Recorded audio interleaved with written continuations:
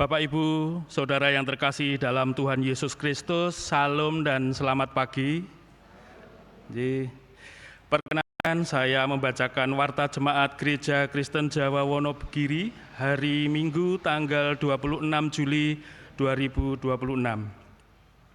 Majelis Jemaat GKJ Wonogiri mengucapkan selamat datang kepada Bapak, Ibu, Saudara, jemaat dan tamu yang berkenan hadir dan mengambil bagian dalam ibadah minggu ini.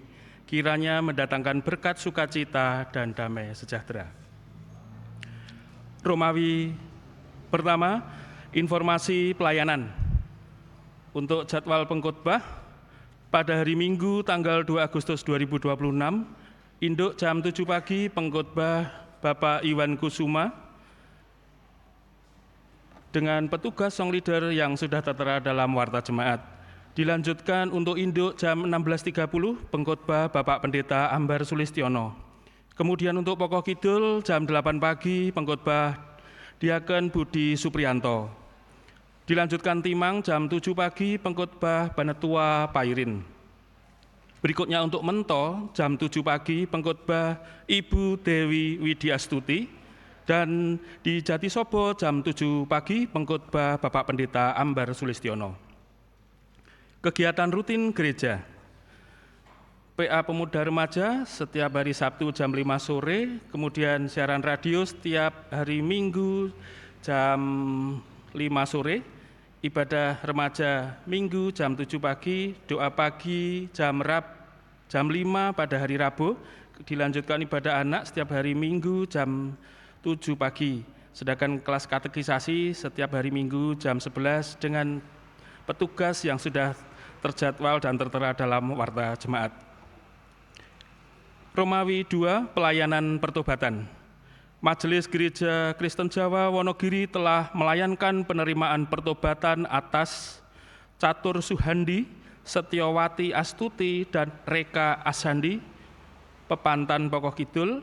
Oleh karena itu kepada yang bersangkutan dipulihkan hak dan kewajiban sebagai jemaat Gereja Kristen Wonogiri. Romawi 3, sidang majelis. Sidang majelis akan dilaksanakan hari Jumat tanggal 7 Agustus 2026 pukul 5 sore di Konsistori Gereja Kristen Jawa Wonogiri. Untuk itu bagi warga jemaat yang berkepentingan dimohon mengirimkan surat. Romawi 4, informasi pernikahan. Gereja Kristen Jawa Rewolu pada hari Sabtu 18 Juli 2026 atas diri Saudara Bagus Prastadewa, putra Bapak Uji Prasetyo dan Ibu Lis Ristanti, Jemaat Gereja Kristen Jawa Wonogiri, kelompok Salak Sanggrahan, telah menikah dengan Saudari Naomi Andini Brahmana, putri Bapak Dedi Dewanta Brahmana dan Ibu Erni Astuti, Jemaat GPIB Karangsatria, Kota Bekasi. Yang kedua, di Pepantan Jatisobo pada hari Sabtu 18 Juli 2026 atas diri Andreas Purwadi, putra Bapak Suparto dan Ibu Suwarni, Jemaat Gereja Kristen Jawa Wonogiri Pepantan Jatisobo telah menikah dengan Erna Hirnawati, putri Bapak Asep Hirmawan dan Ibu Mimin Nurhayati. Yang ketiga, di Pepantan Timang pada hari Sabtu 25 Juli 2026 atas diri Aris Sri Hartanto, putra Bapak Sriono dan Ibu Tatik Hartatik telah menikah dengan Umi Asri Mulatsih, putri Bapak Yadi dan Ibu Suparmi, Jemaat Gereja Kristen Jawa Wonogiri Pepantan Timang. Majelis Gereja Kristen Jawa Wonogiri akan melayankan ibadah peneguhan pernikahan, pemberkatan perkawinan, dengan data sebagai berikut. Yang pertama, pada hari Sabtu 8 Agustus 2026 jam 7 pagi di Gereja Kristen Jawa Wonogiri atas diri Rince Yosua Dwi Kasandra, putra Bapak Yafet Sugianto dan Ibu Yohana Widarsih, Jemaat Gereja Bethel Tabernakel Wonogiri akan menikah dengan Agenesia Novita, putri Bapak Marioto dan Ibu Sumiati, Jemaat Pepantan Timang. Yang kedua, pada hari Sabtu tanggal 8 Agustus 2026 pukul 10 pagi bertempat di House of Danar Hadi atas diri Haryesta Layuk, putra Bapak Enos Layuk dan Ibu Mariana Salempa, jemaat Pauk Sorowako yang akan menikah dengan Kristi Setiorini, putri Bapak Sriono Somo Diwiryo dan Ibu Sri Ismu Wahyuning Sih Pujiastuti, jemaat Gereja Kristen Jawa Ebenezer, Jakarta Selatan. Romawi 5, tukar pelayanan firman. Tukar pelayanan firman antara pendeta Klasis Wonogiri dan Klasis Sukoharjo. Oleh karena itu, Majelis Gereja Kristen Jawa Wonogiri akan menerima Pendeta Agung Sudrajat SAG dari Gereja Kristen Jawa Kronelan untuk melayani ibadah perjamuan kudus Jemaat Gereja Kristen Jawa Wonogiri pada hari Minggu 9 Agustus 2026. Kemudian akan mengutus Bapak Pendeta Ambar Sulistiono melayani jemaat Gereja Kristen Jawa Kronelan Sukoharjo pada hari Minggu 23 Agustus 2026. Untuk Romawi yang ke-6, Perjamuan Kudus. Perjamuan Kudus akan dilaksanakan pada hari Minggu 9 Agustus 2026 dengan jadwal sebagai berikut. Waktu jam 7 pagi bertempat di Induk, pelayan firman Bapak Pendeta Agung Sudrajat SAG. Dilanjutkan jam 10 di Pokok Kidul, pelayan firman Bapak Pendeta Agung Sudrajat SAG. Selanjutnya untuk Induk jam 16.30, pelayan firman Bapak Pendeta Ambar Sulistiono. Sedangkan untuk Timang dan Mento jam 7 pagi Bapak Pendeta Ambar Sulistiono. Yang terakhir Jatisobo jam 10 pagi pelayan firman Pendeta Ambar Sulistiono. Kemudian untuk pendadaran, bagi majelis akan dilaksanakan pada hari Minggu tanggal 2 Agustus 2026 bertempat di konsisturi pada jam 6 sore. Kemudian bagi jemaat, pendadaran pada hari Rabu tanggal 5 Agustus 2026, tempat dan waktu menyesuaikan kelompok dan pepantan masing-masing. Romawi 7, kelahiran. Telah lahir anak kedua pada hari Rabu 15 Juli 2026 di keluarga Bapak Bobi Hermawan dan Ibu Bulan Titi Mangesti. Anak diberi nama Eleora Jesi Nayaka. Romawi 8, persembahan. Jumlah persembahan ibadah Minggu 19 Juli 2026 dan lain-lain terkumpul Rp9.547.000. Bagi jemaat yang menghendaki memberikan persembahan melalui QRIS dapat men-scan barcode yang tertempel di depan tempat duduk jemaat. Romawi 9, ulang tahun. Majelis dan jemaat Gereja Kristen Jawa Wonogiri mengucapkan selamat ulang tahun kepada jemaat yang berulang tahun di minggu ini. Semoga panjang umur dan diberkati Tuhan. Demikian Wata Jemaat Gereja Kristen Jawa Wonogiri, hari Minggu tanggal 26 Juli 2026. Selamat mengikuti ibadah, Tuhan Yesus memberkati.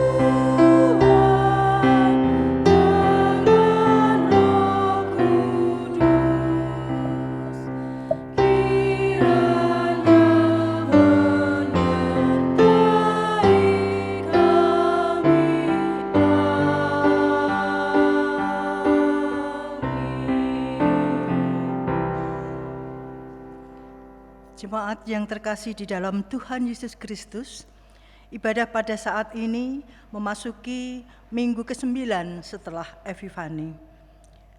Marilah ibadah ini kita ungkapkan di dalam hati kita dengan pengakuan yang demikian. Pertolongan kita adalah di dalam nama Tuhan Allah yang menjadikan langit dan bumi. Kasih karunia dan damai sejahtera dari Allah Bapa kita dan Tuhan Yesus Kristus ada pada kita sekalian. Amin.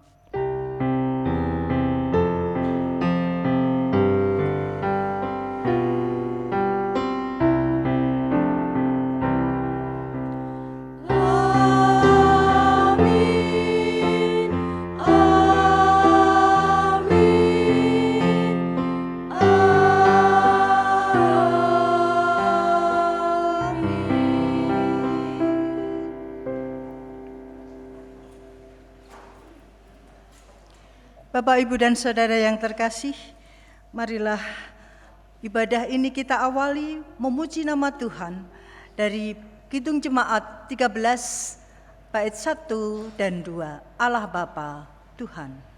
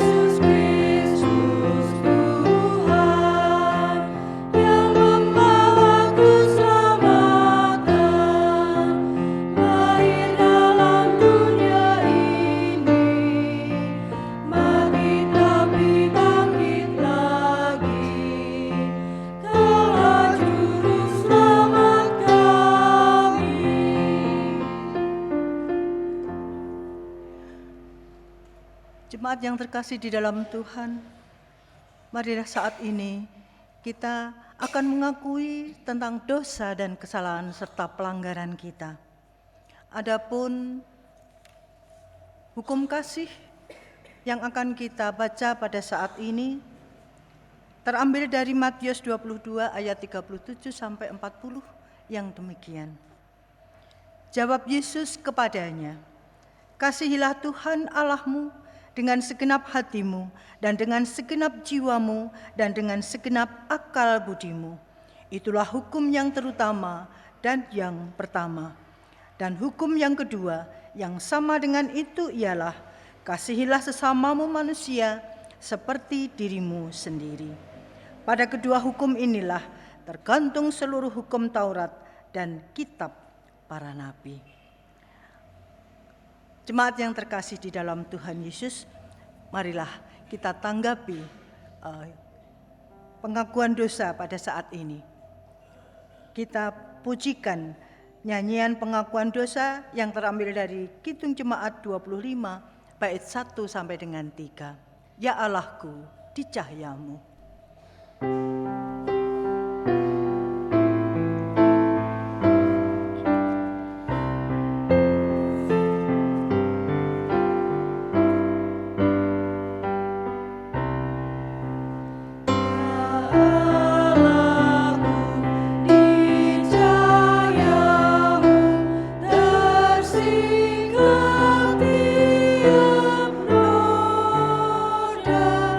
Only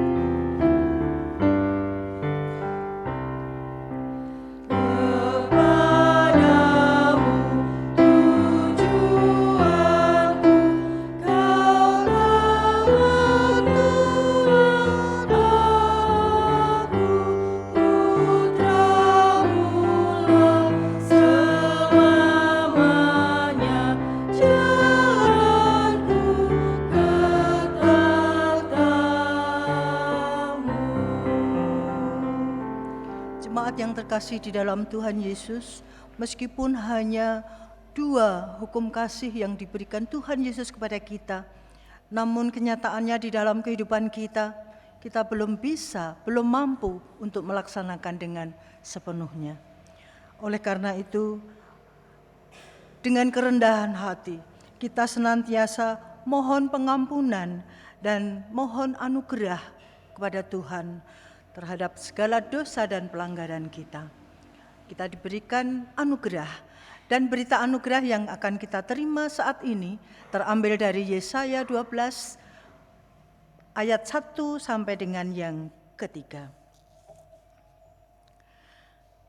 Pada waktu itu engkau akan berkata, Aku mau bersyukur kepadamu, ya Tuhan, karena sungguh pun engkau telah murka terhadap aku, tetapi murkamu telah surut dan engkau menghibur aku. Sungguh Allah itu keselamatanku. Aku percaya dengan tidak gemetar, sebab Tuhan Allah itu kekuatanku dan mazmurku, Ia telah menjadi keselamatanku. Berita anugerah akan kita lanjutkan dengan petunjuk hidup baru sebagai pedoman di dalam kehidupan kita di hari-hari yang akan datang.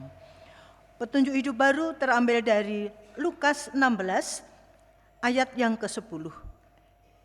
Yang demikian firman-Nya. Barang siapa dalam perkara-perkara kecil, ia setia juga dalam perkara-perkara besar. Dan barang siapa tidak benar dalam perkara-perkara kecil, ia tidak benar juga dalam perkara-perkara besar. Marilah berita anugerah dan petunjuk hidup baru kita sanggupi dengan nyanyian kesanggupan dari Kidung Jemaat 402 bait 1 dan 2. Jemaat dimohon untuk berdiri.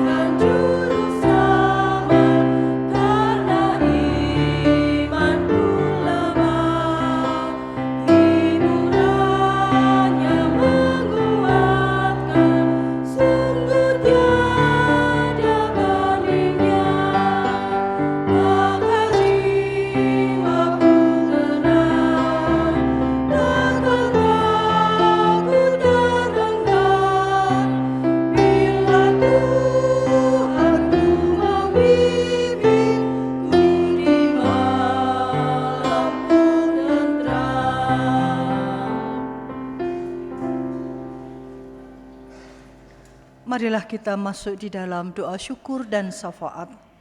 Dalam kesempatan ini jemaat kami persilahkan untuk menyampaikan doa pribadi. Dipersilahkan.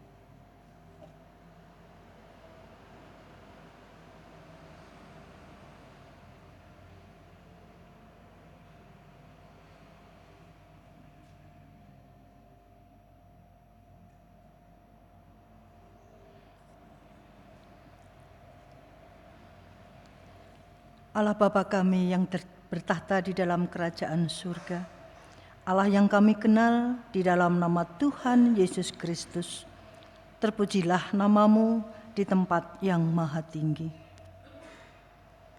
Puji syukur dan terima kasih Tuhan kami haturkan kepadamu atas segala berkat dan anugerah yang telah kami terima di seluruh hidup dan kehidupan kami. Terima kasih Tuhan atas kesetiaan-Mu, atas penyertaan-Mu, pemeliharaanmu, terlebih atas pemeliharaan-Mu di dalam iman kami, di mana Engkau selalu menggerakkan hati kami yang senantiasa rindu untuk bersekutu dengan saudara seiman di dalam memuliakan nama-Mu dan mendengarkan sabda firman-Mu. Bapa, lindungilah ibadah ini Tuhan dari awal hingga selesainya nanti. Kami berdoa pada saat ini bagi saudara-saudara kami yang tidak dapat beribadah karena berbagai hal, bagi yang sedang sakit atau yang masih dalam masa pemulihan, kiranya Tuhan juga hadir dan memberikan kesehatan bagi mereka. Saudara kami yang berkekurangan, yang berkesusahan, juga yang merasakan bebannya, beratnya beban hidup yang mereka alami, juga dengan pergumulan pribadi masing-masing. Tolong Tuhan, kiranya Tuhan menyertai di dalam setiap kehidupan mereka. Kami juga berdoa bagi saudara kami yang sudah lama tidak bersekutu dengan kami di dalam ibadah ini. Bahkan mungkin menjauh dari persekutuan. Tolonglah Tuhan, jamahlah mereka satu persatu dengan tangan-Mu yang penuh kuasa dan penuh kasih. Sehingga di lain waktu dan lain kesempatan, mereka akan tergerak hatinya dan akan bersama-sama dengan kami mendengarkan firman-Mu dan memuliakan nama-Mu. Bapa, kami serahkan segala pergumulan di dalam jemaat kami, pergumulan pribadi lepas pribadi. Tolonglah Tuhan, hadirlah di tengah-tengah mereka, berikanlah solusi, jalan keluar yang terbaik bagi kami semuanya. Bapa, kami berdoa untuk anak cucu kami, baik yang masih dalam tumbuh kembang mereka. Berkati pertumbuhan mereka Tuhan, baik jasmani maupun rohani. Juga kami berdoa bagi anak cucu kami yang saat ini sedang di bangku sekolah, terutama atau khususnya yang saat ini menduduki kelas yang baru. Tuhan, berilah mereka hikmat kebijaksanaan, berilah kemampuan dan kecerdasan, dan terlebih budi pekerti dan karakter yang baik.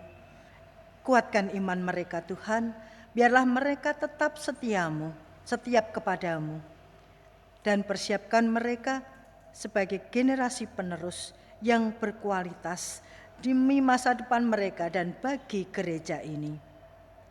Kami juga berdoa bagi para pemuda kami yang di dalam pergumulan mereka masing-masing, mungkin yang sedang mencari sekolah ke jenjang yang lebih tinggi, mencari pekerjaan, juga mencari pasangan hidup. Tolonglah Tuhan, apa yang mereka dambakan kiranya dapat terwujud karena kehendak-Mu dan pertolongan-Mu saja. Bapa, saat ini kami juga berdoa bagi keluarga-keluarga Kristen, baik keluarga muda maupun yang sudah dewasa. Kiranya Tuhan menyertai di dalam kehidupan mereka. Tuhan, kami mohon penyertaan-Mu di dalam pekerjaan mereka, di dalam usaha mereka, sehingga apa yang dilakukan dapatlah mencukupi kebutuhan keluarganya. Kami juga berdoa bagi orang tua kami, Adi Yuswo. Tolong Tuhan berkati mereka di masa kesepuhannya itu. Mereka tetap setia kepada-Mu. Meskipun raga semakin lemah, tetapi kiranya Tuhan memberi kekuatan iman percaya mereka kepada-Mu. Biarlah mereka hanya berserah kepada-Mu di hari masa tuanya itu. Tuhan, kami berdoa untuk Bapak Pendeta beserta keluarganya, untuk para majelis, komisi, panitia dan seluruh aktivis di GKJ Wonogiri. Berkati setiap pelayanan yang mereka lakukan. Biarlah semua ini menjadi sarana terbangunnya iman jemaat di GKJ Wonogiri. Berkati juga setiap program gereja yang sudah direncanakan, kiranya dapat berjalan dan dilaksanakan dengan baik. Bapa, pada saat ini kami juga berdoa bagi ibu-ibu yang tergabung di dalam KWD yang pada hari Kamis tanggal 30 Juli yang akan datang akan melaksanakan wisata ke daerah Magelang dan sekitarnya. Tuhan, kiranya Tuhan hadir dan memberkati sehingga perjalanan yang sudah direncanakan itu berjalan dengan lancar dari awal hingga akhir. Bapa, kami juga berdoa untuk bangsa dan negara kami. Kiranya Tuhan memberkati para pemimpin bangsa ini dari pusat sampai daerah. Berikanlah mereka kemampuan, kebijaksanaan, serta rasa takut kepadamu di dalam memimpin bangsa dan negara ini. Sehingga melalui mereka dapat mengantarkan dan mewujudkan rasa aman, rasa keadilan, kemakmuran, damai sejahtera bagi seluruh rakyat Indonesia. Jauhkanlah bangsa kami ini dari berbagai gangguan dan godaan serta bencana. Tuhan, ampunilah segala dosa dan kesalahan kami, dosa pribadi kami, dosa keluarga kami, dosa bangsa dan negara kami. Doa yang tiada sempurna ini hanya kami panjatkan kepadamu, hanya di dalam satu nama, Tuhan Yesus Kristus, Juru Selamat kami yang hidup. Amin.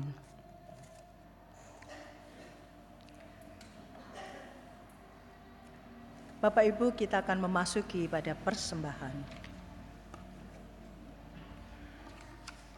Bapak Ibu dan saudara-saudariku yang terkasih, marilah kita menyampaikan ucapan syukur kita atas segala berkat yang telah kita terima melalui persembahan dengan dasar 2 Korintus 9 ayat 7.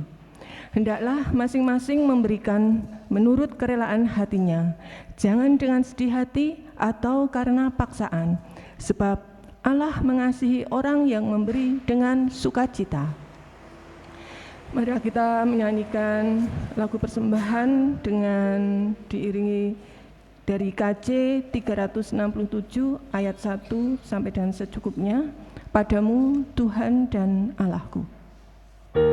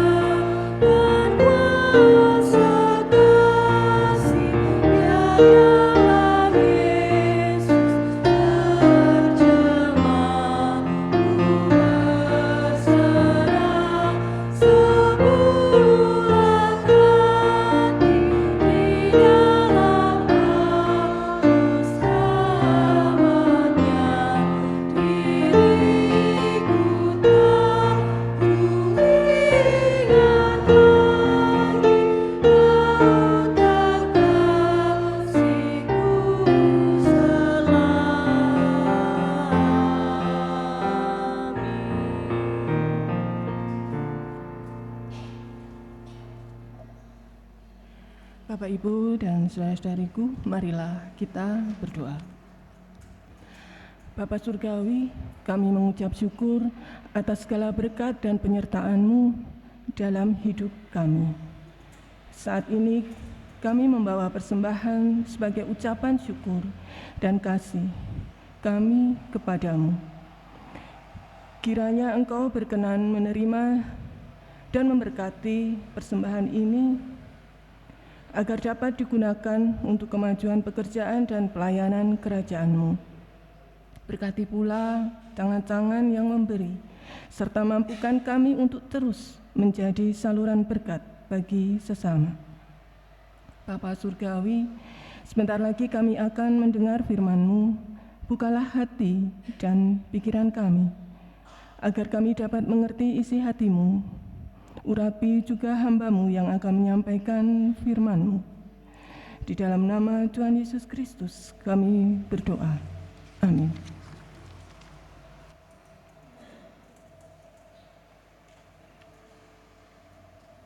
Bapak Ibu yang terkasih di dalam Tuhan Yesus, kita akan memasuki pelayanan firman. Adapun pembacaan Alkitab, bacaan 1, tanggapan, dan bacaan 2 akan dibacakan oleh petugas. Dipersilakan. Bacaan pertama diambil 1 Raja-Raja 3 ayat 5 sampai yang ke-12. Doa Salomo memohon hikmat.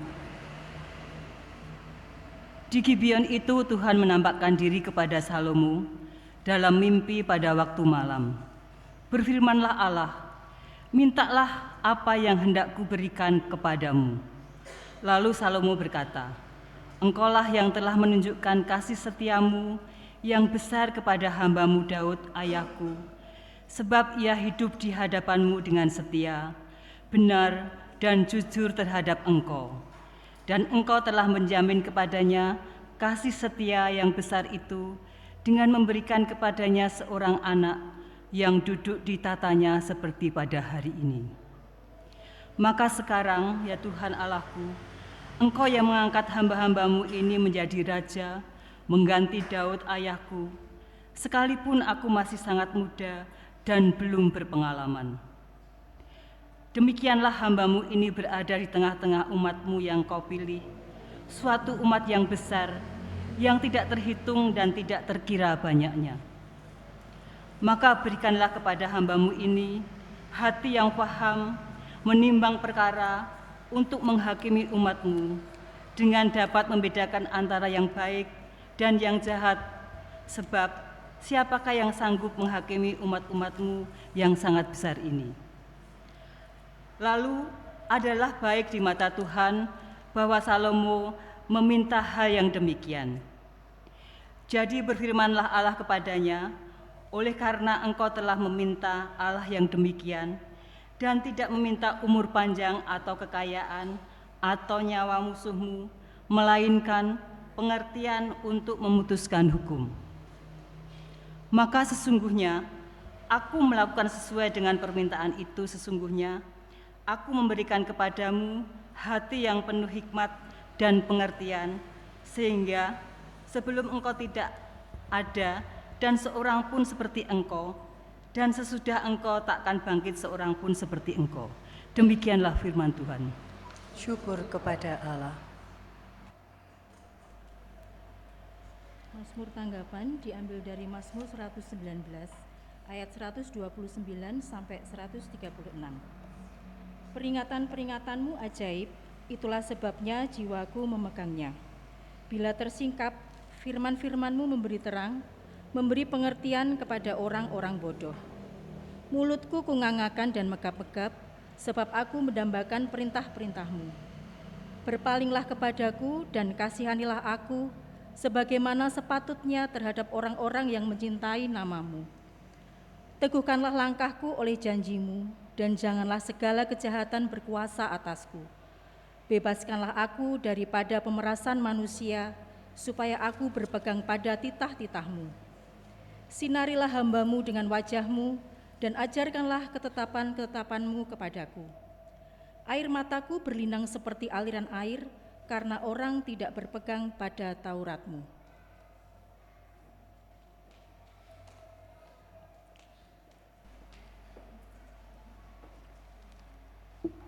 Bacaan yang kedua diambil dari Roma 8 ayat yang ke-26 sampai yang ke-39.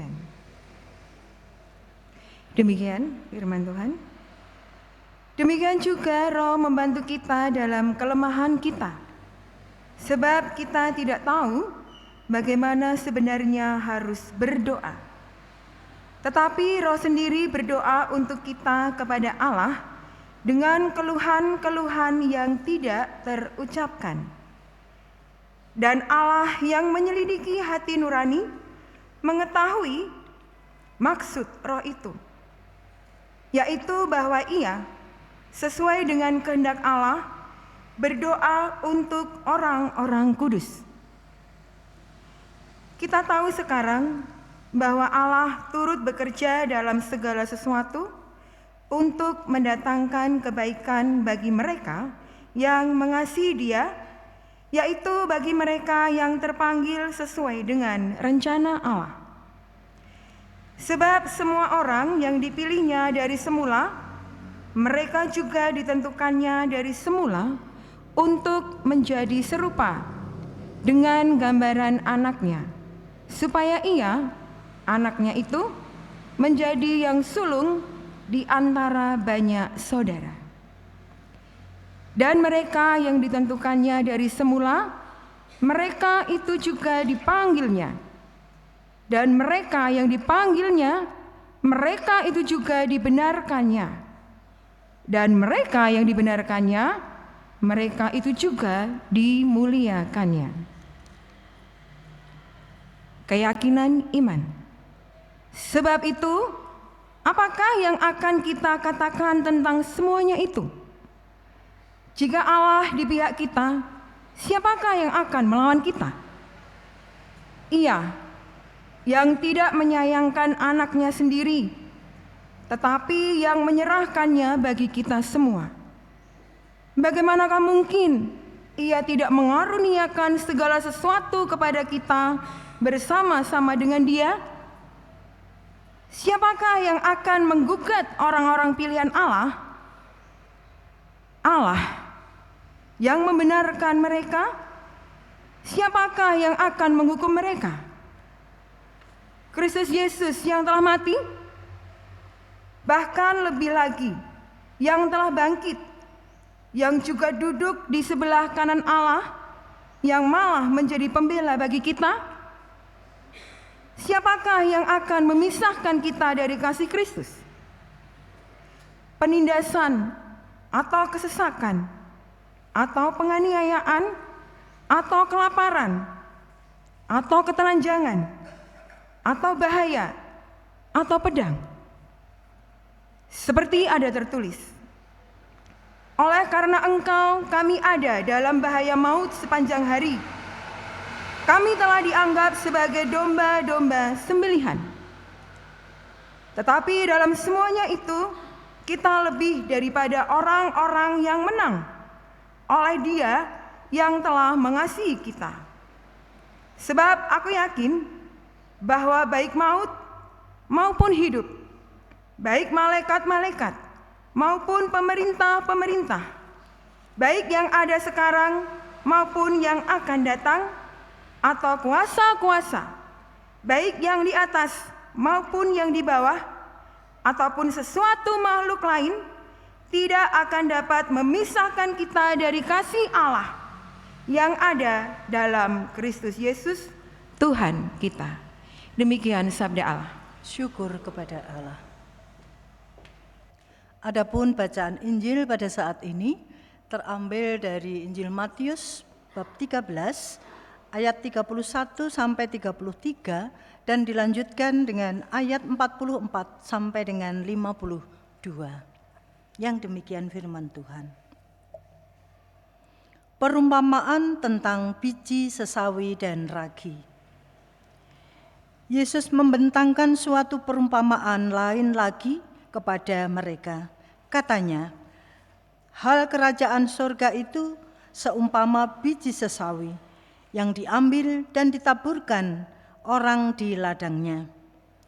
Memang biji itu yang paling kecil dari segala jenis benih, Tetapi apabila sudah tumbuh, sesawi itu lebih besar daripada sayuran yang lain, bahkan menjadi pohon, sehingga burung-burung di udara datang bersarang pada cabang-cabangnya. Dan ia menceritakan perumpamaan ini juga kepada mereka. Hal kerajaan surga itu seumpama ragi yang diambil seorang perempuan dan diadukkan ke dalam tepung terigu 3 sukat sampai kamir seluruhnya.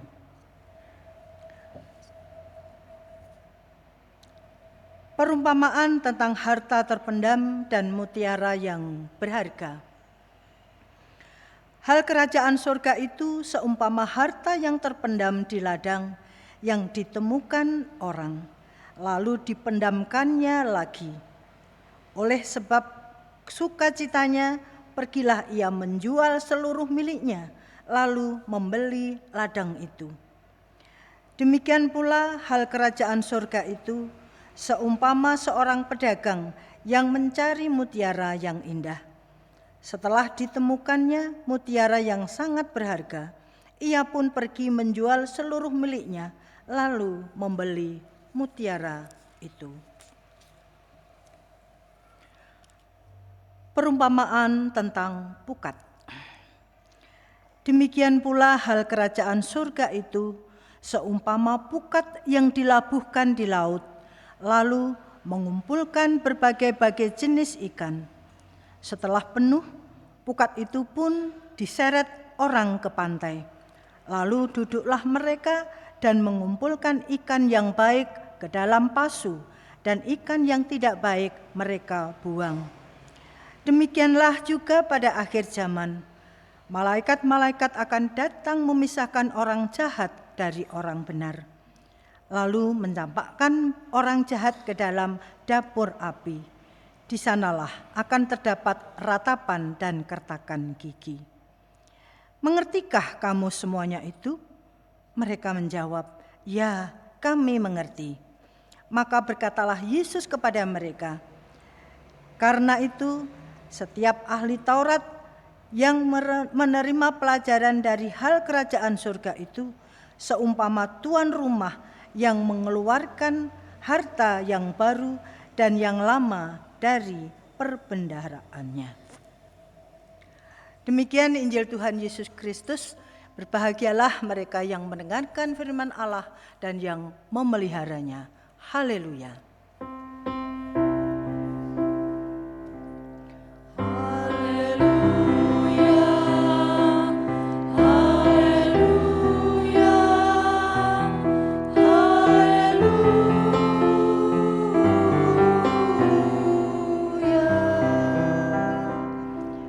Bapak Ibu yang terkasih di dalam Tuhan Yesus, selamat pagi, shalom.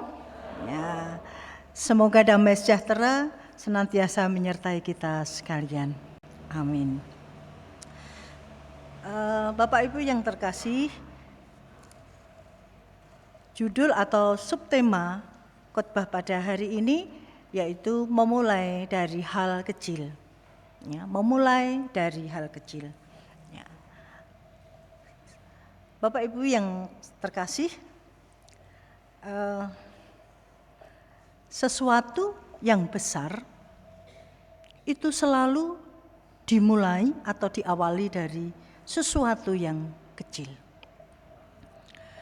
Di dalam mengerjakan sesuatu pekerjaan, karya yang besar ini juga selalu dimulai dari hal yang kecil dahulu. Namun Bapak Ibu, di dalam kehidupan kita seringkali hal-hal yang kecil itu seringkali diabaikan, disepelekan, ya, atau tidak diperhitungkan gitu. Nah, sering kita juga tidak menyadari bahwa hal-hal yang besar itu selalu diawali dari hal-hal yang kecil. Banyak contoh yang ada di sekitar kita di dalam kehidupan saat ini, ya, yang kita saksikan di sekitar kita, banyak yang kehidupannya itu lebih baik, lebih mapan, lebih mampu begitu. Akan tetapi kita juga harus tahu kilas balik dari kehidupan yang mereka alami sekarang. Misalnya Bapak Ibu, hal itu terjadi di dalam kehidupan sosial ekonomi. Kemudian juga terjadi di dalam kehidupan misalnya menduduki satu jabatan. Kemudian juga menduduki atau dalam bidang spiritual atau rohani itu juga mengalami yang mungkin dulu tidak rutin, tidak sesetia sekarang, tidak rajin beribadah, bersekutu. Contoh itu banyak sekali di dalam kehidupan kita sehari-hari. Nah, semua yang berhasil itu dimulai dari hal kecil. Contohnya, pengusaha warung makan. Kalau Bapak Ibu ingat ya, ada rumah makan Suharti, bahkan kalau di kota kita ada warung makan ayam, ya itu misalnya seperti Parianti. Dahulu mereka itu diawali dengan menjajakan dagangannya itu dari rumah ke rumah. Ketika awal mulanya mereka berusaha, dijajakan dari rumah ke rumah. Kemudian juga ada yang dijajakan, dijual di depan rumah mereka dengan meja yang kecil. Tetapi berkat kegigihannya, berkat kerja kerasnya, berkat ketekunannya, berkat doa-doa yang ditujukan kepada Tuhan, ternyata usaha mereka itu semakin baik. Bahkan mungkin sekarang bisa dilihat hasilnya yang luar biasa. Begitu juga dengan yang spiritual. Dulu mungkin hanya ya ke gereja itu ya kalau sempat. Imannya hanya suam-suam kuku. Bahkan mungkin dingin. Ya. Ada PA di kelompoknya tidak datang. Ya. Kemudian persekutuan doa di gereja ya kurang hadir, tidak hadir. Kemudian juga memimpin doa-doa kecil ya, mungkin malu. Jangan Bu, jangan saya tidak bisa. Masa berdoa tidak bisa? Ya, berdoa itu kan tidak harus yang panjang. Berdoa itu menurut kebutuhan. Singkat pun tidak apa-apa, Tuhan mengerti apa yang kita doakan. Kemudian Bapak Ibu, ketika seseorang itu mengawali perjalanan hidupnya di dalam, baik itu di dalam kehidupan sosial ekonominya, itu ataupun juga yang jabatan. Ada contoh Bapak Ibu, banyak contoh yang ada di sekitar kita misalnya. Dari seorang sopir, ya, dari seorang sopir, karena ketekunannya, karena kegigihannya, karena kejujurannya, karena etos kerja yang tinggi, dia sedikit demi sedikit merangkak naik jabatannya. Akhirnya dapat menduduki jabatan yang penting di satu perusahaan, dapat menjadi HRD. Kalau kita nalar mungkin ya tidak mungkin Pak sopir jadi HRD, jadi personalia, enggak mungkin itu. Tetapi karena ketekunan, karena juga anugerah dari Tuhan, ya, yang adalah doa-doa dari orang-orang di sekitarnya ataupun yang bersangkutan, ini membuahkan hasil. Ada juga contoh lain dari seorang yang menjaga palang kereta api, ya, menjaga palang kereta api. Karena ketekunannya, karena kegigihannya, karena usahanya, dia sekolah, akhirnya dapat menduduki jabatan yang penting di instansi pemerintah. Luar biasa Bapak Ibu. Jadi sesuatu itu bisa dimulai dari hal-hal yang kecil, dari hal-hal yang bawah.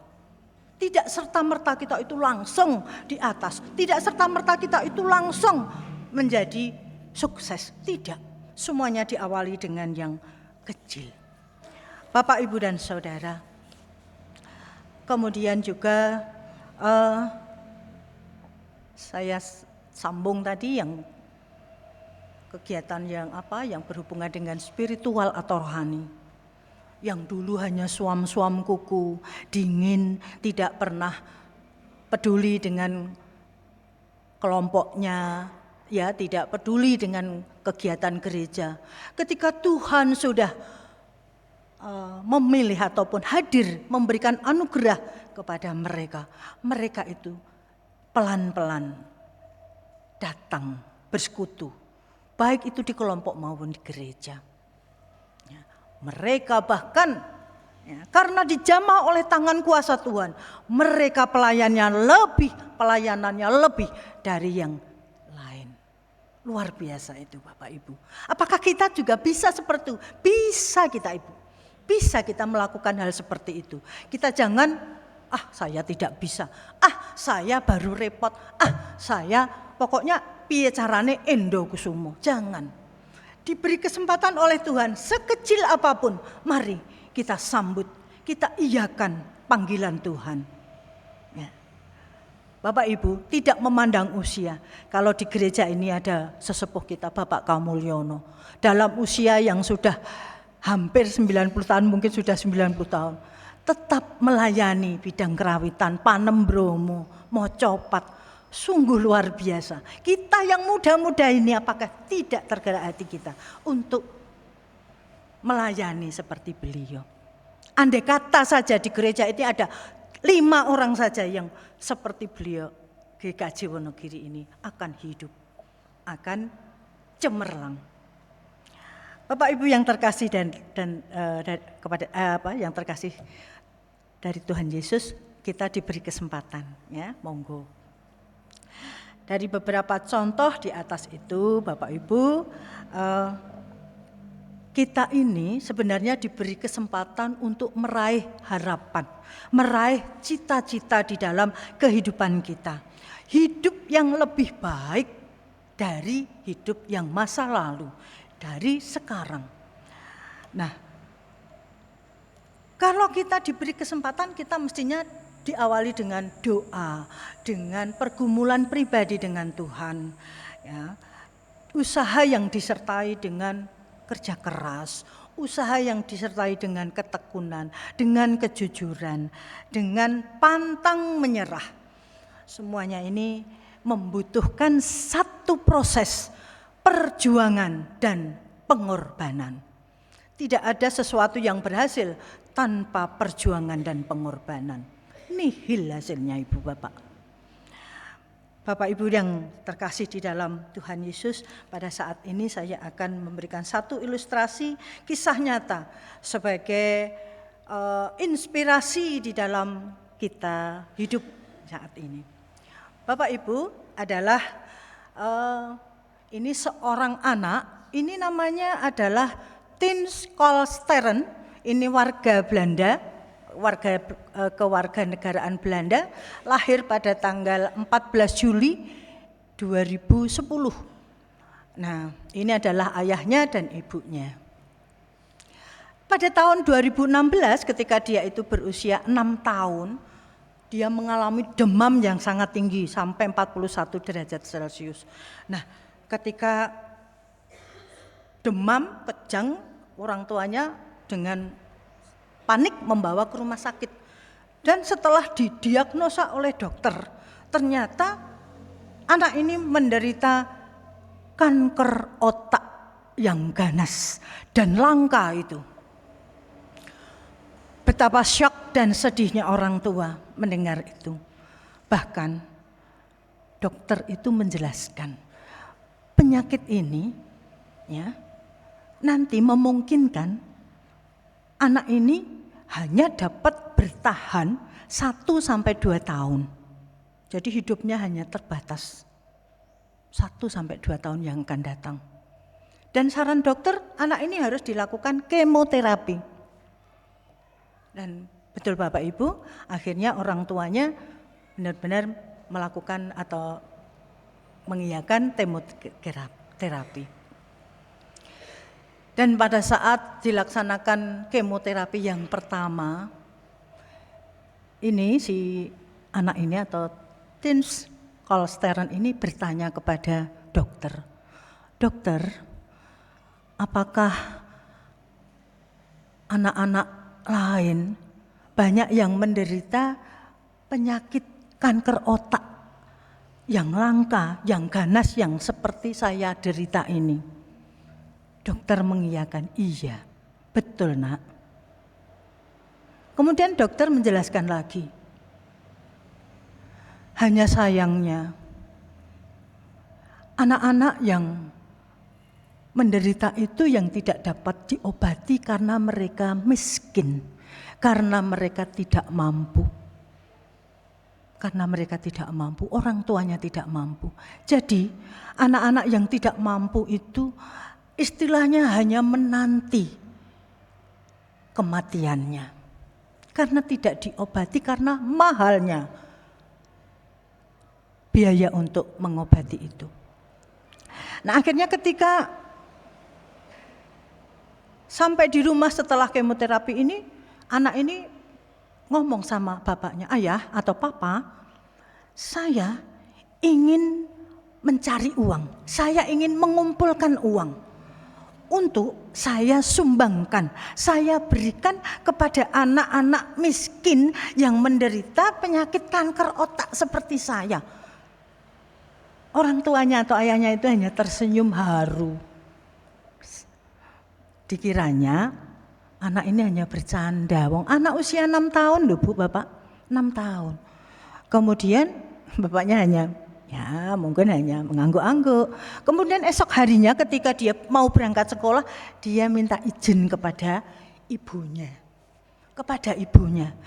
"Ibu atau mama, saya minta kuteknya ya, kutek mama. Kutek mama itu loh kan banyak sekali. Saya minta ya mama untuk saya buat memberi cat kuku teman-teman saya." Mamanya mengiyakan, "Iya boleh, mana ambil aja. Itu punya mama banyak, ambil."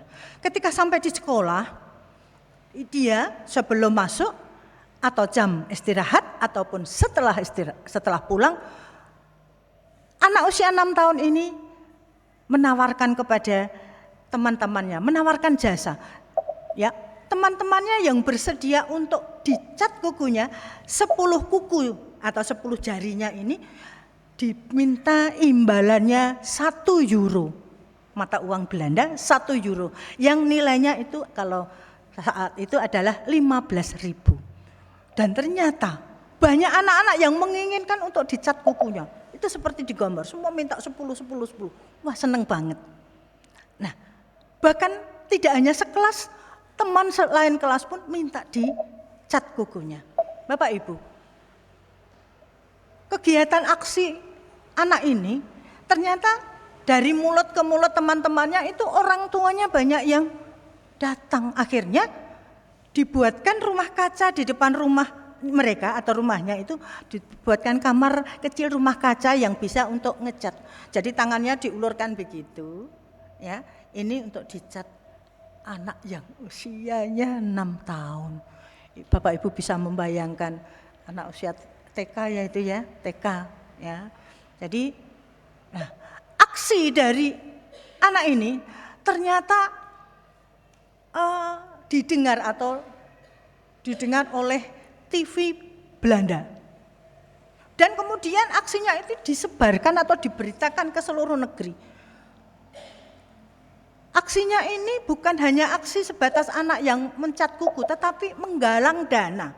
Untuk apa? Untuk diberikan kepada anak-anak miskin yang menderita kanker otak. Akhirnya Bapak Ibu, banyak selebriti datang, banyak artis datang, banyak pejabat datang. Bahkan Perdana Menteri Mark Rutte saat itu datang juga. Selebriti memberikan 100 euro untuk 1 kuku 1 jari.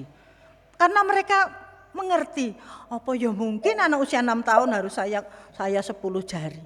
Mereka kan hanya artinya peduli untuk memberikan bantuan kepada yang tidak semata-mata ini bantuannya, tidak, tetapi dengan mengecat 1 kuku. Bahkan Perdana Menteri Belanda saat itu memberikan 1.000 euro, setara 15 juta rupiah. Bukan hanya itu, banyak sekali donatur-donatur yang datang memberikan. Yang akhirnya Bapak Ibu, dalam kurun 1 tahun terkumpul 2.800.000 euro atau sekitar 42 miliar rupiah.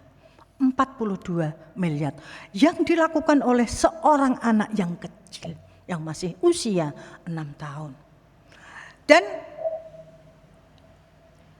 Tins Kolsteren ini wanti-wanti pada orang tuanya agar semua hasil yang terkumpul itu nanti diserahkan atau diberikan, disumbangkan kepada anak-anak yang miskin. Dan melalui Palang Merah Belanda, uang itu dikumpulkan, dikelola, dan disumbangkan. Bapak Ibu yang terkasih di dalam Tuhan Yesus,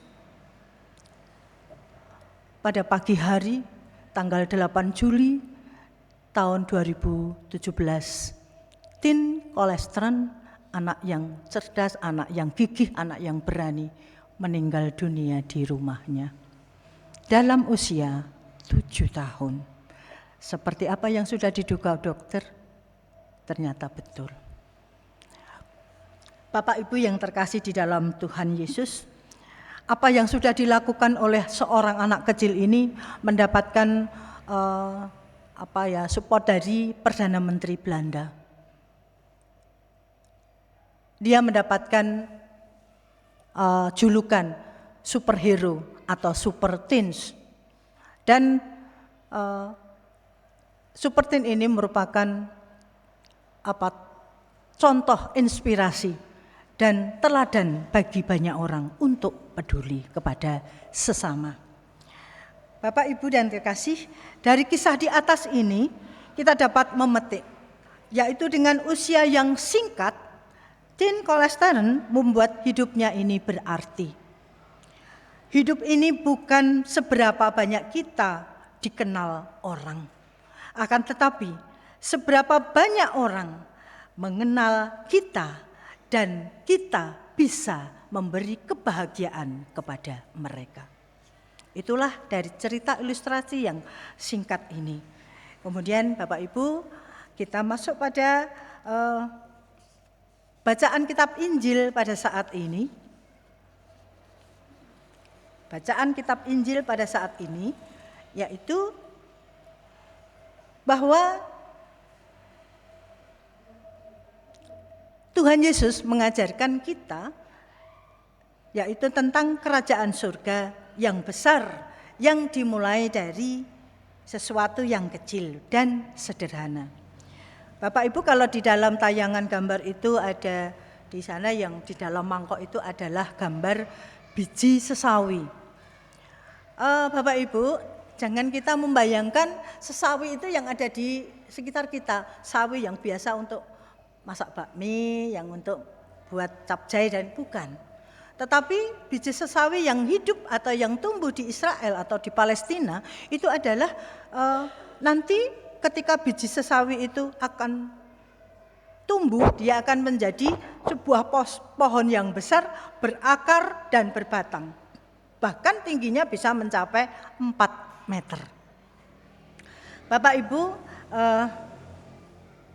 di dalam Matius 13 ayat 31 sampai 33, Tuhan Yesus bersabda, hal kerajaan surga itu seumpama biji sesawi yang diambil dan ditaburkan orang di ladangnya.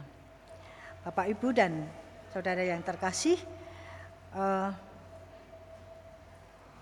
di dalam perumpamaan yang pertama ini, meskipun biji sesawi atau biji sesawi itu salah satu biji yang sangat kecil yang ditaburkan di ladang.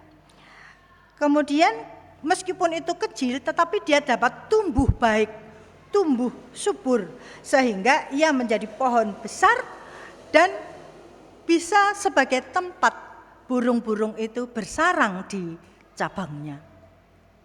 Nah, ini gambar-gambar pohon sesawi di Israel, di Palestina. Kemudian apa yang kita petik dari perumpamaan ini? Yang kedua adalah meskipun merupakan salah satu jenis biji yang paling kecil, setelah tumbuh ia bisa menjadi pohon yang besar, tadi ya sudah. Kemudian sebagai tempat bersarang burung-burung yang datang kepadanya. Dan juga meskipun biji sesawi itu hanya kecil dan tidak mencolok dibandingkan dengan biji kedelai, dengan biji jagung, kan dia kecil. Tidak terlihat, tidak mencolok. Akan tetapi jika ia ditumbuhkan dengan baik, jika ia diberikan kesempatan tumbuh dengan baik, maka ia akan menghasilkan dampak yang besar, dampak yang luar biasa, dan menjadi berkat bagi sekitarnya. Kemudian yang ketiga, melalui perumpamaan ini, Tuhan Yesus mengajarkan bahwa kerajaan Allah, kerajaan sorga adalah sebagai iman yang besar yang dapat atau yang bermula dari iman yang kecil, dari sesuatu yang kecil. Itulah perumpamaan yang pertama. Yang berikutnya adalah perumpamaan yang kedua, yaitu perumpamaan tentang ragi. Bapak Ibu sudah kenal ragi ya? Ragi atau vermipan kalau saat ini tuh yang sering dipakai untuk membuat tape, untuk membuat apem, untuk membuat donat ya. Itu adalah yang diawali dengan tradisi Yahudi atau orang Yahudi, bahwa ragi itu untuk tradisi orang Yahudi itu dikaitkan dengan sesuatu yang buruk. Mereka menghubungkan atau mengaitkan bahwa fermentasi ya, sebagai sebuah proses pembusukan. Pembusukan terjadi karena adanya ragi. Maka ragi adalah sesuatu yang buruk dan merusak. Itulah sebabnya menjelang Paskah, orang-orang Yahudi ini akan mencari sisa-sisa ragi yang ada di dapurnya, kemudian mengumpulkannya, membuangnya, dan membakarnya. Nah, artinya apa? Ragi itu dianggap negatif, tidak baik karena dapat menyebabkan busuk. Nah, melihat pemahaman orang Yahudi yang demikian ini Tuhan Yesus secara sengaja itu memakai ragi sebagai perumpamaan tentang kerajaan sorga. Ragi ini dapat mengubah adonan tepung menjadi mengembang besar. Nah, pesannya adalah hal yang kecil yang bisa berdampak besar. Itulah ragi. Hal kecil dapat merubah dan mengantar pada kerajaan surga. Bapak Ibu yang terkasih, di sana tadi ragi memiliki pengaruh yang kuat ya. Ragi memiliki pengaruh yang kuat walaupun ragi jumlahnya sedikit dan tidak terlihat saat dicampurkan ke dalam adonan, tetapi ragi itu bisa bermanfaat, bisa mengembangkan adonan tepung tadi. Bapak Ibu, saya tadi mengambil donat karena di depan belum ada yang melayani penjualan saya. Ini buatan Bude Kadio. Ya, ini adalah donat. Donat Bude Kadio kalau membuat pakai ragi Bude, pakai vermipan? Iya, pakai vermipan. Kue apem juga begitu. Bude Maridi itu yang spesial membuat apem di Lombok Kaloran ya. Ini adalah donat yang menggunakan ragi atau vermipan. Ya, semula tepungnya kecil, ketika sudah diberi ragi akan mengembang menjadi besar. Bapak Ibu, ragi itu melambangkan kuasa kerajaan Allah, kerajaan surga yang bekerja secara tak terlihat namun terjadi sangat kuat dan dahsyat. Ragi ini mewakili kuasa Injil firman Tuhan yang masuk, meresap, dan mengubah hati serta karakter seseorang. Kemudian yang berikutnya adalah perumpamaan tentang harta terpendam dan mutiara yang indah. Bapak Ibu, di sana ada gambar harta yang terpendam. Harta terpendam itu biasanya milik seorang raja ataupun orang yang sangat kaya, dimasukkan dalam peti kemudian disimpan dalam tanah. Nah, maka kalau ada suatu saat ada yang pas membangun, dilalah menggali-gali tanah, seringkali menemukan harta karun yang terpendam. Ya. Bapak Ibu, dalam cerita tadi seorang pria itu karena tahu bahwa di ladang itu ada harta terpendam, dia lalu menjual miliknya semua, harta bendanya dijual. Untuk apa? Dia menginginkan harta pendam itu yang ada di ladang, kalau ladangnya saya beli, harta itu nanti akan menjadi milik saya. Itu yang diharapkan oleh pria dalam cerita itu. Karena harta terpendam, harta karun itu nilainya sangat tinggi.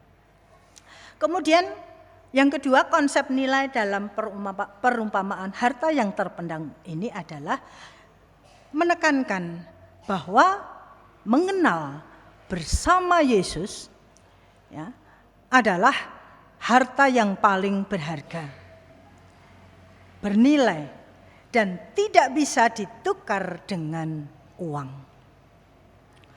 Bapak Ibu yang terkasih, Tuhan Yesus mengajarkan kepada kita bahwa berada bersama Tuhan Yesus dan berada dalam kerajaannya jauh lebih berharga daripada segala yang kita miliki. Karena Tuhan Yesuslah adalah harta karun yang sesungguhnya. Kita kalau mati tidak akan membawa apa-apa. Jadi apa yang akan kita bawa? Apa yang akan kita harapkan adalah kerajaan surga. Bapak Ibu yang terkasih, harta terpendam dan mutiara yang indah, ini adalah sesuatu yang besar dan berharga.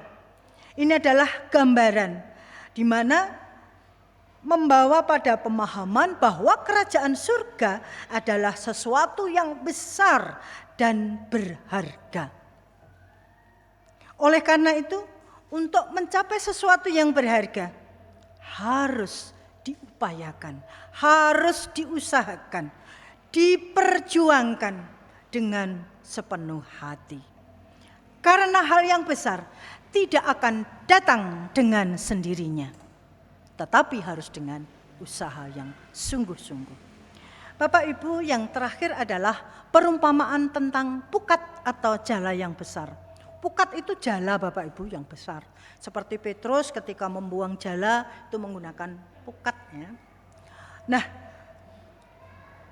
Tuhan Yesus mengibaratkan bahwa kerajaan surga itu seperti pukat atau jala besar yang ditebarkan di laut dan menangkap berbagai jenis ikan. Ketika pukat itu sudah penuh, kemudian ditarik ke pantai, kemudian oleh nelayan itu dipisah. Mana ikan yang baik ditempatkan di pasu atau tempayan yang besar. Sedangkan ikan yang buruk atau ikan yang busuk atau ikan yang tidak baik dibuang. Boleh itu dibuang ke laut atau dibuang di mana untuk mungkin dimakan oleh anjing atau yang dan sebagainya. Bapak Ibu, bahwa apa yang dilakukan oleh nelayan memilah ikan yang baik dan yang buruk ini ibaratnya ataupun mengisyaratkan bahwa atau sebagai peringatan bahwa ketika nanti pada akhir zaman ya, malaikat itu juga akan datang untuk memisah-misahkan dari orang yang jahat di antara orang yang benar. Jadi nanti yang jahat dan yang benar itu dipisah. Yang benar mestinya kita tahu masuk ke dalam kerajaan surga. Sedangkan yang terbuang, yang buruk itu masuk ke dalam dapur api yang di sana ada ratapan dan gertakan gigi. Bapak Ibu yang terkasih di dalam Tuhan Yesus Kristus, menurut penulis kitab Injil Matius, apa yang dimaksud dengan kerajaan surga itu? Mendengar kata kerajaan surga, ya kita ini mesti biasanya langsung lari ke sana, ke sebuah tempat yang ada di sana dan disediakan bagi kita setelah kita itu mengalami kematian. Kan biasanya kita di surga di sana. Setelah kita mati. Pendapat tersebut tidak sepenuhnya salah Bapak Ibu, tidak salah. Tetapi yang dimaksudkan dalam Injil Matius saat ini adalah kerajaan surga yang tidak demikian. Sejak Matius 6 ayat yang ke-10 di dalam isi doa Bapa kami, di situ disebutkan bahwa datanglah kerajaanmu, jadilah kehendakmu di bumi seperti di surga. Bapak Ibu, bahwa penulis ini sudah menulis tentang surga ketika penulis ini menuliskan pada Matius 6 ayat 10. Nah, bahwa kerajaan surga bukan hanya tentang di sana dan nanti, akan tetapi tentang di sini dan saat ini. Itu kerajaan surga, bukan hanya nanti, bukan di sana, tetapi sekarang, saat ini dan di sini. Bapak Ibu yang terkasih, surga atau kerajaan surga bukan sesuatu yang dinanti di masa yang akan datang. Namun kerajaan surga itu diupayakan, perlu diusahakan saat ini dan kini. Melalui tindakan kecil yang berdampak besar akan menghadirkan kerajaan surga, menghadirkan damai sejahtera di sini dan kini. Jangan lupa bahwa kesuksesan, keberhasilan, hal yang besar pada awalnya dimulai dari hal-hal yang kecil. Tentu saja harus disertai dengan perjuangan dan pengorbanan. Jemaat yang dikasihi Tuhan, mari kita mengupayakan hadirnya kerajaan surga, kerajaan Allah di kehidupan kita. Dengan melakukan hal-hal yang kecil di sekitar kita. Misalnya antara lain, 1, memberikan kepedulian kepada orang-orang yang terdekat dengan kita. Pada suami kita, kepada istri kita, pada anak cucu kita, kepada orang tua kita, kepada kerabat saudara, kepada tetangga yang dekat dengan kita. Kita beri kepedulian. Ya. Kita mudah peduli, jangan acuh tak acuh. Jika melihat situasi yang memang memerlukan kepedulian. Yang kedua, memberikan senyuman, memberikan perhatian, serta menghibur kepada saudara-saudara kami atau orang-orang yang memang merasakan kesusahan, keletihan, membutuhkan penghiburan. Bapak Ibu yang selanjutnya, yang ketiga adalah memberi bantuan kepada orang-orang yang berkekurangan. Sekecil apapun bantuan yang kita berikan, menurut yang mereka butuhkan, yang dapat kita lakukan, itu adalah wujud cinta kasih kita kepada sesama. Jangan menunggu, sok yen aku wis sugih, sok yen aku wis ndek duit akeh, sok yen aku sudah berlimpah, jangan. Sekecil, kan tidak harus dengan materi. Memberikan bantuan itu bisa tenaga, bisa pikiran, ego, vertikal dan lain-lain. Jadi Bapak Ibu, mari kita melakukan hal kecil tetapi itu berdampak yang besar. Kerajaan surga kini dan ini harus kita upayakan sehingga akan menghadirkan damai sejahtera di hati kita, di hidup kita. Bapak Ibu dan jemaat, selamat menghadirkan kerajaan surga di dalam hati kita, di kehidupan kita. Tuhan Yesus memberkati. Amin. Saat teduh dipersilahkan.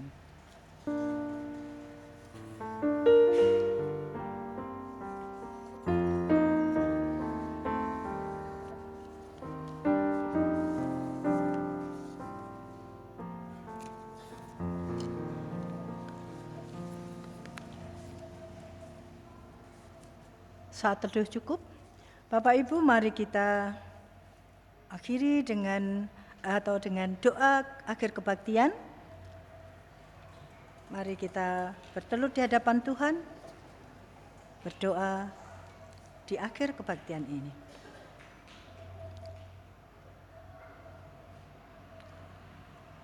Kami datang kembali ke hadirat-Mu Tuhan. Kami menghaturkan terima kasih atas penyertaan-Mu dalam ibadah ini. Terima kasih atas sabda firman-Mu yang kami terima hari ini. Mampukan kami untuk mengerti apa yang menjadi kehendak-Mu dalam hidup kami. Mampukan kami menghadirkan kerajaan surga di dalam hati kami, di hidup kami, dengan melakukan hal-hal yang kecil namun berdampak besar kepada lingkungan kami, kepada orang-orang di sekitar kami. Mampukan kami untuk lebih peduli. Dan kiranya Tuhan, Engkau berkenan untuk menghadirkan damai sejahtera di hati kami. Tuhan, jika sebentar kami akan mengakhiri ibadah ini dan akan pulang ke rumah kami masing-masing, lindungilah perjalanan kami, jauhkan kami dari segala gangguan dan mara bahaya, sehingga kami dapat tiba di rumah dengan selamat dan membawa sukacita, damai sejahtera bagi keluarga dan sesama kami. Tuhan, kami mohon pengampunan jika di dalam ibadah ini ada dosa dan pelanggaran yang kami lakukan. Doa yang kurang sempurna ini hanya kami panjatkan di dalam nama Tuhan Yesus Kristus yang telah mengajar doa Bapa kami. Bapa kami yang di surga, dikuduskanlah nama-Mu, datanglah kerajaan-Mu, jadilah kehendak-Mu di bumi seperti di surga. Berikanlah kami pada hari ini makanan kami yang secukupnya, dan ampunilah kami akan kesalahan kami, seperti kami juga mengampuni orang yang bersalah kepada kami. Dan janganlah membawa kami ke dalam pencobaan, tetapi lepaskanlah kami daripada yang jahat. Karena Engkaulah yang mempunyai kerajaan dan kuasa dan kemuliaan sampai selama-lamanya. Amin. Bapak Ibu yang terkasih di dalam Tuhan Yesus, kita akan menyanyikan nyanyian akhir kebaktian yang terambil dari Kidung Jemaat 413 bait 1 dan bait 2. Untuk bait 1 jemaat menyanyikan sambil duduk, nanti bait yang kedua jemaat menyanyi sambil berdiri. Kita nyanyikan dengan duduk pada bait 1. Dipersilakan.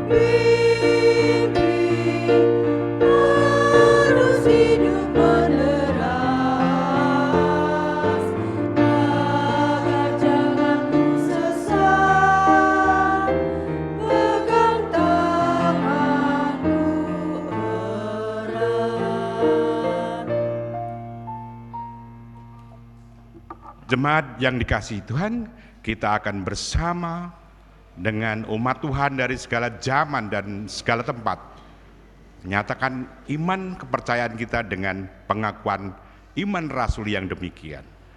Aku percaya kepada Allah Bapa yang Maha Kuasa, Khalik langit dan bumi, dan kepada Yesus Kristus anaknya yang tunggal Tuhan kita, yang dikandung daripada Roh Kudus, lahir dari anak darah Maria, yang menderita di bawah pemerintahan Pontius Pilatus, disalibkan, mati dan dikuburkan, turun ke dalam kerajaan maut. Pada hari yang ketiga bangkit pula dari antara orang mati, naik ke surga, duduk di sebelah kanan Allah Bapa yang Maha Kuasa, dan akan datang dari sana untuk menghakimi orang yang hidup dan yang mati.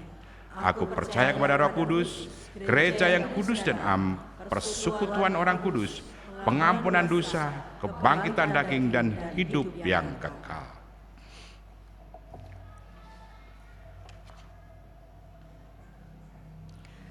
Jemaat yang terkasih di dalam Tuhan Yesus Kristus, marilah kita pulang dengan sukacita, dengan kesiapan membawa melaksanakan kebenaran firman-Nya. Marilah kita mengarahkan hati kepada Tuhan dengan damai sejahtera untuk menerima berkat-Nya. Kasih karunia dari Allah Bapa kita dan dari Tuhan Yesus Kristus, serta persekutuan Roh Kudus menyertai kita sekarang dan selama-lamanya. Amin.